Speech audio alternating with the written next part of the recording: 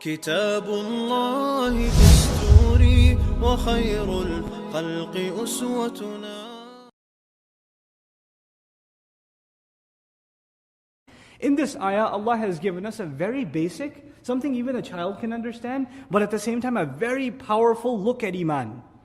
Iman itself. Iman is the most basic thing, right? For any Muslim, any believer, Iman is the most basic thing.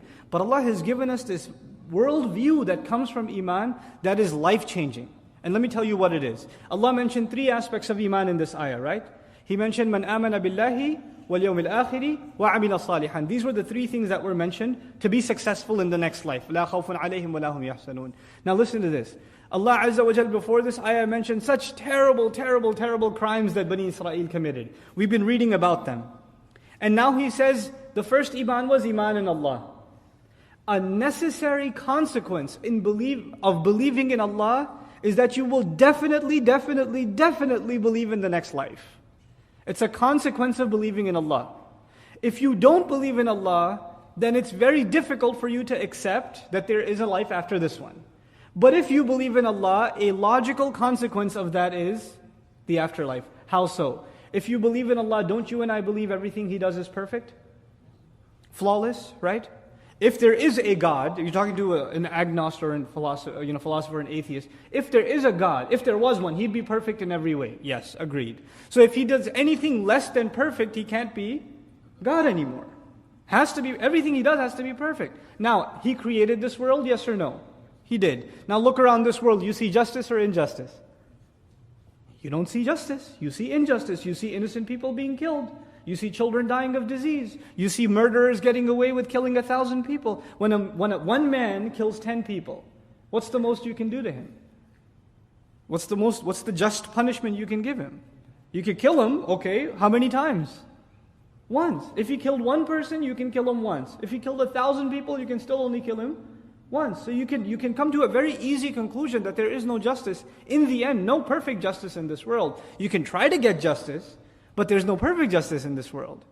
Then this is what, by the way, leads atheists to justify their position. They say, look, if there was a God, there wouldn't be all this injustice. But we say, no, you're missing something. There is a God, because every one of these credits that the criminal gets will be debited later on.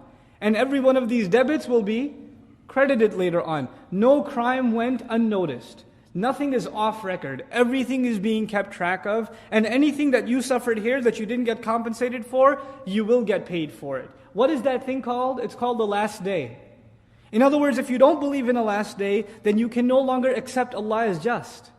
Allah's justice necessitates that you believe in the last day. You understand? So the two are logically connected. Now, if you do believe in a last day, wouldn't you want to be successful on that last day?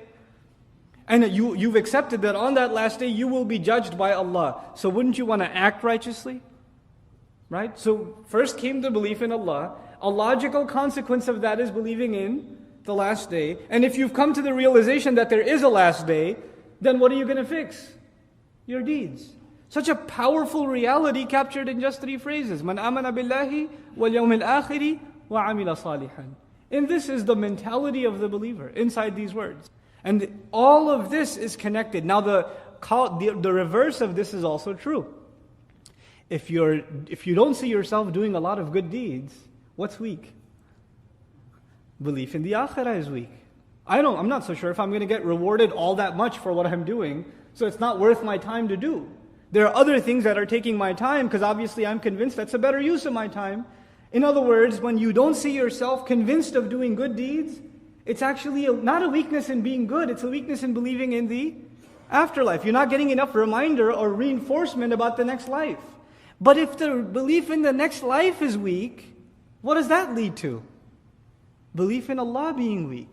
The remembrance of Allah being unnecessary. You see how it reverses? So good deeds, the more you do them, the more it fortifies your belief in the next life. And the more you fortify your belief in the next life, the more your expectation from Allah increases. Your belief in Allah increases. And the reverse is also true. So this amazing formula has been given that has been timeless.